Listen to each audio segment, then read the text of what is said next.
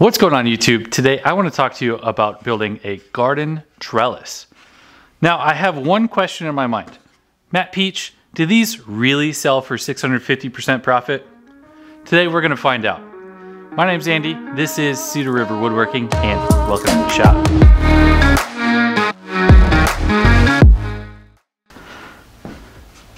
Alright, I don't want to take that as any shade at Matt Peach. He could definitely beat me in a thumb wrestling war.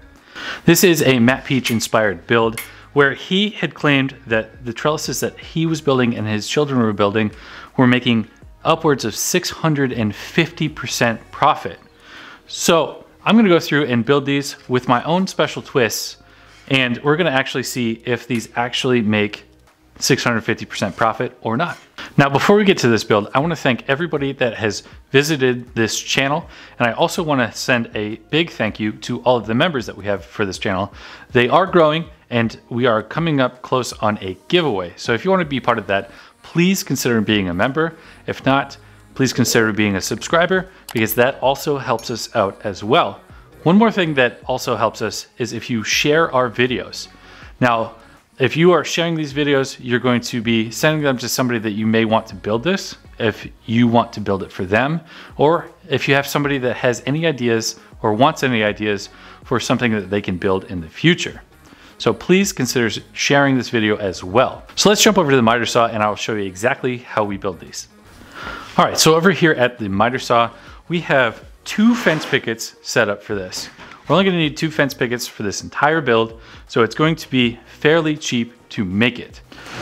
So what we're gonna do to start off this project is we're going to put it here against our fence and line them up together, and then we are going to cut off the dog ears for the ends of this.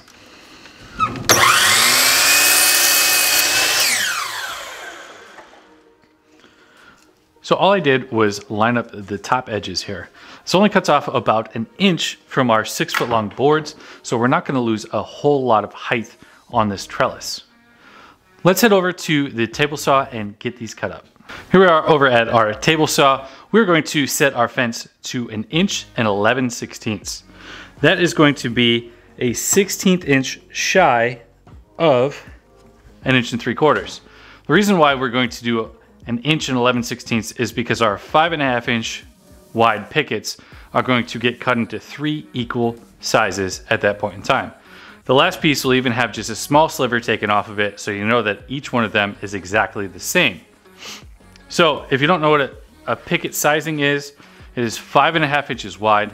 Most of them are 6 foot long. You can get them in 4 foot and 8 foot variations, and they are 5/8 of an inch thick. Let's go ahead and cut these pickets up.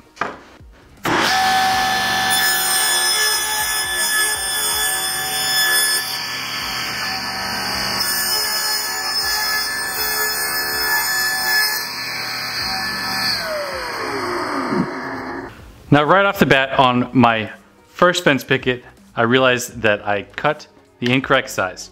So I actually set my fence to the wrong size, but I also noticed that my fence is a little bit higher than I really want it to be. Now, there's a lot of people that have different preferences. Stumpy Nubs has a great video on explanation of the height of your saw blade. I like to set mine so the gullet of these teeth is just above the height of my blade here. That gives the best chance for sawdust evacuation.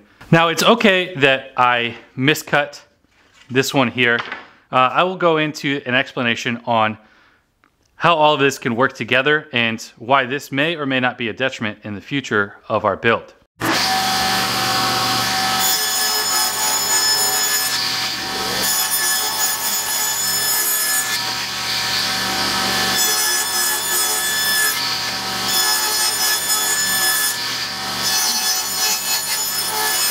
Now with all of our pieces cut out, I just want to give a word of advice.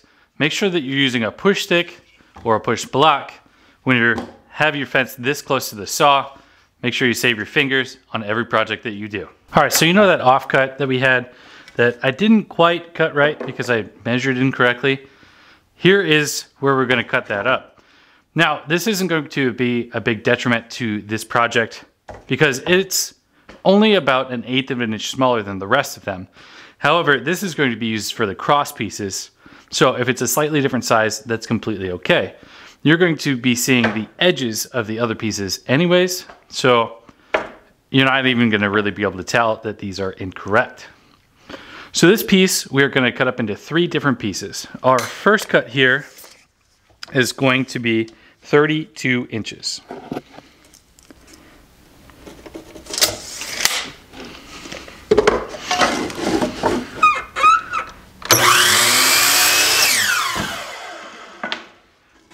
Our next piece is going to be 21 inches.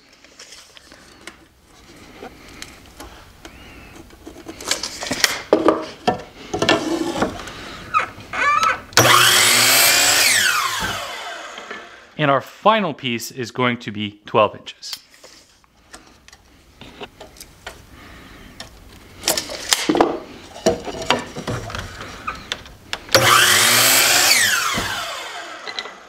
This is really all the scrap that you're going to have left over from our 2 fence picket build. So here we are over at the bench. We have our 5 long pieces for this trellis. We actually have all of our parts laid out that we are going to need.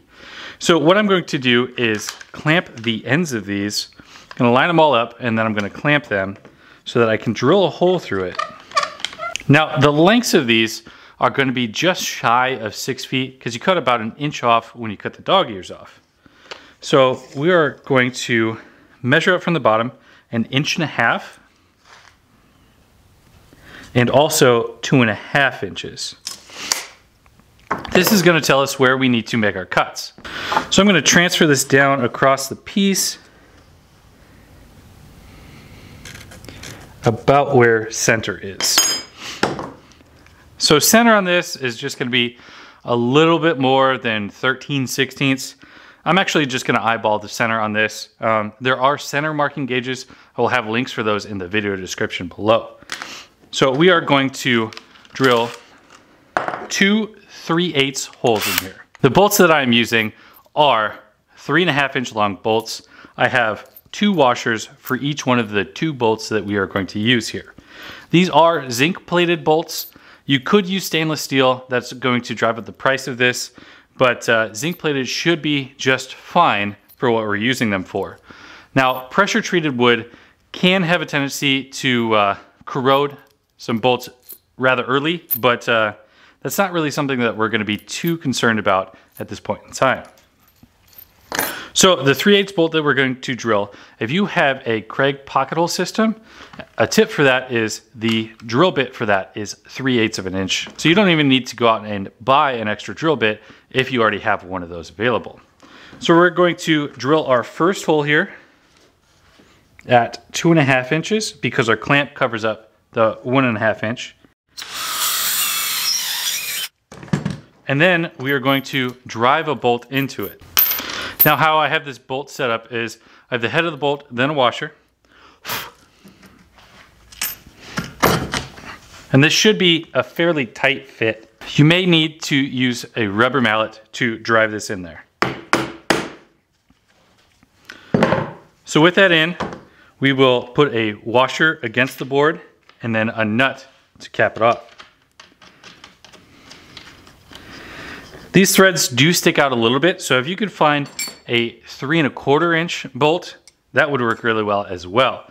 So I have 2 9/16 inch wrenches that I'm going to use to tighten this down.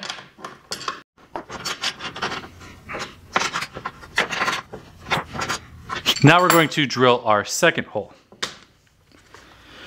The reason why we need 2 bolts here is so that the fan doesn't spread out sideways and it only spreads out the way that we want it to. Now we're going to drill our second hole. Remember, bolt, and then we're going to put a washer, drive it through.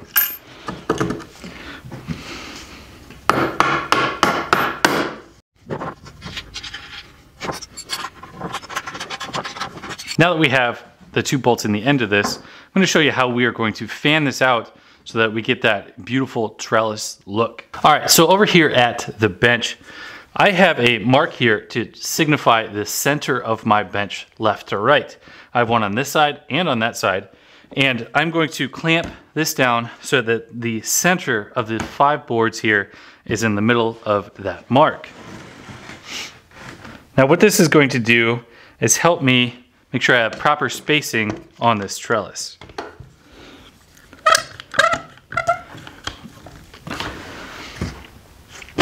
With this clamp down, we're going to move to the other side and fan out this trellis. With this clamp down at that end of the table, we're going to fan this out so that we can get this trellis so it has the fan look to it.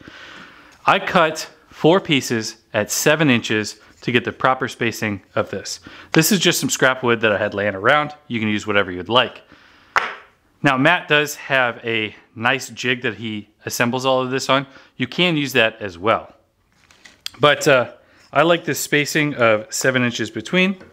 One thing that you need to watch out for though is as you're putting these in here, the spring effect is going to have a tendency to push it more one way or the other way. So once we get these cross braces on, you're going to want to make sure that that center board is lined up on your center marking on your bench here.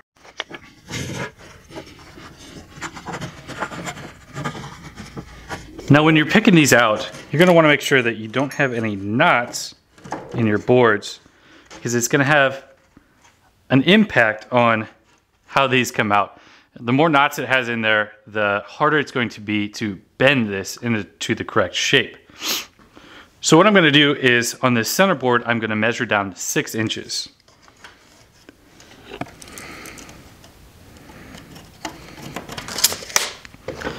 And what that's going to be is this longest board here is going to be the very top of it is going to be at that 6 inches. I'm going to take a square and make sure that it is square to the center board here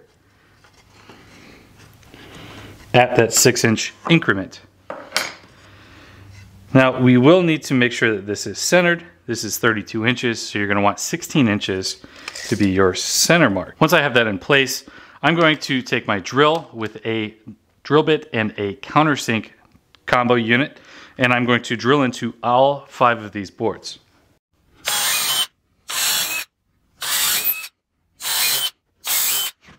Once I have those pre-drilled and countersunk, I'm going to drive a screw into each one of those. The screws that I'm using are number 8 by 1¼ inch screws, and I got these off of Amazon. I'll also have them linked in the video description below. Now these will go into the cost of what this costs to make. Remember, I will have a breakdown of that at the end of this video. Then I'm just going to drive these home. Now that we have the first cross brace in place, you can take out these scrap pieces at the end. I'm just going to leave them until we're completely done with this process. I have a board here cut at 16 inches, and that's going to be our spacing to the next cross piece. The next cross piece is 21 inches, and we're going to lay that in place here. So since that is 21 inches, 10.5 is going to be our center point. Now, since we already have this top piece squared up to the center line, if you have square edges on both ends here, or they're parallel to each other, you won't even need to square up the center piece. So we're gonna line that up there, and then we're going to drill and countersink these as well. Now, if you've made it this far into the video, I'm gonna assume that you're liking it so far. So please consider subscribing if you aren't already, and hit the like button and share this with your friends or your significant other of you might want to build this for them, or you might want them to build it for you. So now we need one more step to complete this, and that is move this 16-inch board down one final time, and you're going to end up with your last piece. This is a 12-inch piece, and we're going to butt it up and screw it in just like the other 3 here. Now we have all of our spacer pieces taken off of here. They were completely assembled. Let's get this unclamped and talk about how much profit you can actually make from one of these trellises. So here's what everybody has been waiting for. How much profit can you actually make off of these trellises? So these 2 trellises here, I made out of cedar fence pickets. These fence pickets I picked up on Facebook Marketplace at about $1 each. So I'm not going to actually give you the cost of those, because maybe there's a little bit of an advantage there. Now I did price out how much it would cost to make these trellises out of pressure treated fence pickets. Now those fence pickets are about $2.18 in my area. And we're only going to need 2 of those, and then with all of the hardware, it came out to a total of $6.81 after tax. So with those $6.81, that is not a lot to build one of these. Now I have seen that these can be sold for about $60 a piece on average. I made a deal with a local greenhouse just up the street from me for $80 a piece on each one of these, and they will sell them for $100. Now, if we were to sell these $6.81 trellises for $60 a piece, you are talking about a $53 profit. We're looking at 781%. That's a lot. Now that I sold 10 of these to a local greenhouse for $80, that would be a profit of $73 per trellis. That is over 1,000% of profit. That's a heck of a lot. Now, what can you do with an extra $1,000? Now that I'm going to sell these for $80 a piece to that local greenhouse, I only need to sell about 14 of these to make $1,000 this year. I sold a batch of 10 of them, so that's $800 that I'm going to get for that. Now, if you were to sell them at $60, you're going to need about 19 of them to make that as well. Places that you can sell this is on Etsy or on Facebook Marketplace. Now, be careful of shipping these because this is a rather large item. It's probably easier to sell it locally than you're going to sell it by shipping it. Now, I hope that this build has been good for you. Do you like this longer center section, longer than the one that Matt Peach did? Or do you like his better where it has a 12-inch piece and a 12-inch piece? Let me know down in the comment section below so that I know that you made it this far into the video. If there are any other things that you would like to do for outdoors, it is that time of year, please also let me know down in the description there below. For now, my name has been Andy. This has been Cedar River Woodworking, and we'll see you in the next video.